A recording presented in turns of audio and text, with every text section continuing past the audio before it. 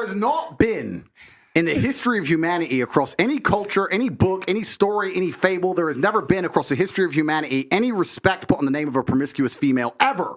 Ever. You name the biggest conquerors that you can possibly name from history. Genghis Khan, Alexander the Great, all of them. They all had 100 wives, bunch of children, big G, conquered the world. Normal. That is normal evolutionary biology. That's how men are designed to be. There's never been a single female who's been celebrated for her promiscuity ever in history. It's always been frowned upon and disgusting. So yes, we are completely and utterly different. Yes, it's different if a woman cheats on a man. And if a man is at a complete top level of his life and ticks every single box, and if he decides to be loyal, which some do, and I can be loyal, and I have been loyal, but there's also times in my life where I think, fuck it, I don't want to be, and get a new girlfriend every single day of the week. I can do that, and I can decide to do that. If a woman decides to do the same, purely because her value is high enough to attract so many males, because she's beautiful, for example, it is completely different. And I'm going to explain to you why it's completely different, so buckle up. It's different. It's different. It's different. Well, I'll tell you why. It is impossible for a female to be promiscuous on a long enough period of time without devaluing herself, because she is fucking people she shouldn't be fucking. There is no way she is sleeping with endless men, and all of them are either high-value men or treating her the way she should be treated. If you find a woman who slept with 50, 100 dudes, she's either fucking dudes which aren't at her level or haven't worked hard enough to try and get the pussy. She was just too drunk to realize he's a loser who plays video games.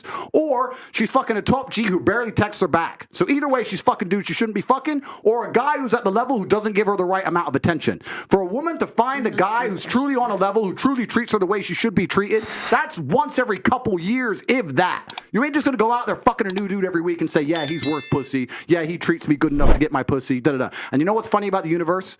It's actually beautiful about the universe because it's equal and opposite forces. When you devalue yourself, it's kind of like men can smell it on you. They can just look at a bitch and go, oh. And that's the way it works. So you have to be very careful as a female and sit and go, does this man truly deserve to fuck me? And if you think about it, the answer 99% of the time, especially if you're promiscuous, is no. So when a woman is sleeping around with all these men, she's devaluing herself. She's devaluing herself, and the world knows, God knows, the universe knows. When a man does it, he doesn't devalue himself at all. That's just the way it works. Can I ask you a question?